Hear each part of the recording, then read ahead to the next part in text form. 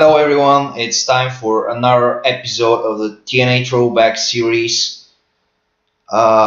This is episode 58 and it's time to review the go-home show for the next pay-per-view, which is against all odds, which according to the game is on this Sunday, February 13th. So let's quickly see what happened on last week's show and we'll segue onto this week's show. So last week's show we opened up with a segment where the Pope and Morgan ranted and raved about Sting using Lethal to get a title shot, since on the previous show we got Sting beating Matt Morgan after Lethal actually prevented Morgan from cheating to earn a title shot. So Sting and Lethal came out here. It turned into a big brawl. Bischoff ordered security to stop the brawl and booked them in a tables match for tonight.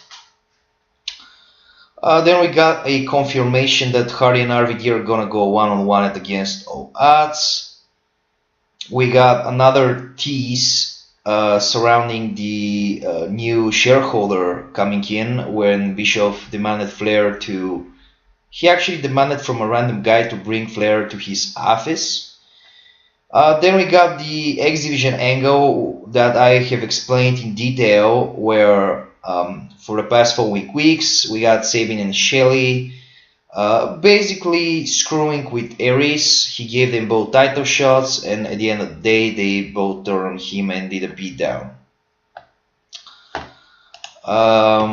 Let's see. Yeah, we got the big tease from Flair telling Eric to enjoy his power because the new shareholder is coming in 2 weeks and everything is changing. We got Styles, Daniels, and Kaz cutting a promo on Beer Money, and these two teams are gonna have a match at the pay-per-view. Beer Money and AJ and Daniels. Carlito and Anderson also confirmed to have a match. The main event was the tables match. Morgan got the win for him and the Pope by choke slamming Carlito through the table, and after the match the Pope pulled a weapon from under the ring. He knocked out Sting, and this ended this show. So this is a segue into the go-home show. This is the go-home show before the Against All Odds pay-per-view. So Bischoff opened the show and had a statement. He said Flair is trying to blackmail his way into position in TNA management. So I guess Bischoff believes that Flair is trying to fuck with him by, I guess, lying that there will be a new shareholder. So I guess Bischoff believes that Flair is trying to earn a position, Eric believes that Flair's message is to, like a bribery, like I can't really explain. Basically, the idea here is that Eric believes Flair is lying to him. So Eric should give him a position so he may stop harassing him. But actually, this is just he's a messenger. So Eric added that it isn't gonna happen on his watch. Flair came out and teased that next week it's time for a change. Then Eric, of course, got very mad with his power on this show and booked Sting in a gauntlet match against the World Congregation and booked Flair taking on the tag team champions in a handicap match. So basically Eric was pretty pissed off about Flair trying to descend his power and booked both Flair and Sting, who is the other thorn in his eye. Eric confirmed Brian Hebner is in charge. Brian Hebner, the World Congregation exclusive referee, which Brian Hebner was actually in charge of every world title match the Pope was involved since the since Turning Point, I believe. So, and it was announced as a First Blood match, First Blood between the Pope and Sting. Then the show started with Flair and Abyss and Gunner in a handicap match. They beat on him for a while, but of course it ended no contest when Crimson and Joe interfered. They double teamed the World Tag Champs and sent them packing. So the whole purpose of this segment was to show Bischoff still having power and trying to screw with Flair, but of course the purpose of this segment is to provide another angle where we are building up the tag team titles match. And then we got backstage segment. Magnus and Williams acted concerned, and this is the official announcement that Rob Terry is sidelined for 6 months. I have explained in the last episode that I'm trying to repackage Rob Terry, and he's probably gonna be back in 2 or 3 months. But the character of Rob Terry is killed. I will probably bring him back as someone else, but there's plenty of time for this. Then we got prize fighter Ray defeating Robbie E. Devon came out after this. Devon this time managed to get Ray and do a beatdown on him with Creed and Jordan. So this is pretty standard for a go home segment. We got the heel beating up on the babyface. Since Ray, for the past following weeks, he's been outsmarting Devon and he's been beating his guys left and right. At this point of time, the World Congregation stable is kind of split up. Devon is running with Creed and Jordan, Pope is on his own, and usually with Morgan, Abyss and Gunner are doing their thing with the tag titles, and Beer Money are acting as the Pope's, I guess, personal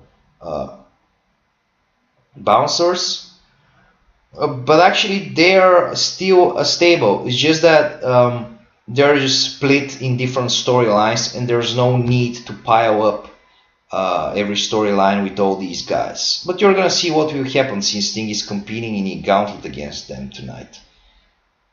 Then we got a locker room segment. RVD telling Carlito he doesn't trust him, but they need the win. Then we got a tag team match. The usual tag team match where 2 separate feuds are combined into a tag team before the pay-per-view. This is pretty standard. RVD and Carlito defeated Jeff Hardy and Mr. Anderson. Carlito got the win after a roll-up on Hardy. Then we got a singles match. AJ Styles with Kaz and Daniels at ringside defeated James Storm via spiral tap. James Storm was with Robert Roode. Of course, these teams will have a match at the pay-per-view. AJ and Daniels against Beer Money. Since 2 weeks ago, the Pope told Beer Money to switch their attention towards the alliance of Styles, Kaz, and Daniels. Aries came out. He ironically congratulated Shelley and Sabin for making him look like a fool. And basically Aries told them they're both gonna regret doing what they did when they meet in a 3-way dance. This is the official confirmation for this match. Then we got the finals of the Knockouts tournament. Tara defeated Angelina Love. Gail provided distraction. I don't know why. After the match, Tara attacked Gail. Angelina was upset, so at the pay-per-view we'll have Gail, Kim, and Tara in a singles match. Then we got another backstage segment where Storm managed to lock Styles and Daniels in their locker room. The purpose of this segment was to have Roode and Storm with the advantage since the babyfaces are 3 and there are only 2 guys. So Roode defeats Kazarian in a singles match and they do a beatdown. Styles and Daniels are still locked in their locker room. The purpose of this is to get heat on Beer Money before the pay-per-view. That's why I managed to come up with this, locking the babyface outside.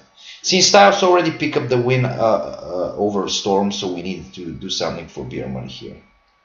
Then we get a confrontation with Lito and Morgan. Lito will say that he may not match him physically, but his card is way bigger. So he vowed to win on Sunday and assured Morgan he has things back tonight in the gauntlet match. So I think it's obvious at this point that at the pay-per-view we are going to have Jay Lito and Matt Morgan going one-on-one, since for the past following weeks this was kind of a side feud since Lito is Sting's friend, and they had some tag matches with Pope and Morgan. Ever since Morgan was revealed to be the Pope's personal hired gun, there has been shenanigans surrounding Morgan and Lito, and now they're gonna go one-on-one at the pay-per-view. In the main event, we got Sting taking on Creed, Jordan, Devon, Storm, and Rude in a gauntlet, and at some point of time, this match is gonna end in a fuck finish, no contest. Morgan will do a run-in. The whole point of this segment is to have World Congregation trying to assault Sting and trying to pile up on him, but at the end of the day, we're gonna have Lito, Kazarian, Styles, and Daniels coming out and making the save. So I guess, yeah, the point is to basically show that there are baby faces who will oppose this heel stable. So this was the go home show. Now we are at where the pay-per-view is supposed to be, February 13th. I'm probably gonna include the pay-per-view card in the description. So here are what will happen. The next episode is gonna be the Against All Odds pay-per-view, and then we're gonna have the big Impact after the pay-per-view, where we are gonna reveal the new shareholder, and this is probably gonna be interesting for you guys. I don't know if you're who are you expecting, but it's not gonna be Hulk Hogan. So next week is gonna start the big angle, I guess, building up towards lockdown, which is in April 17th. I can't really tell anything else, so you have to tune in to see. So let's see each other on the next episode.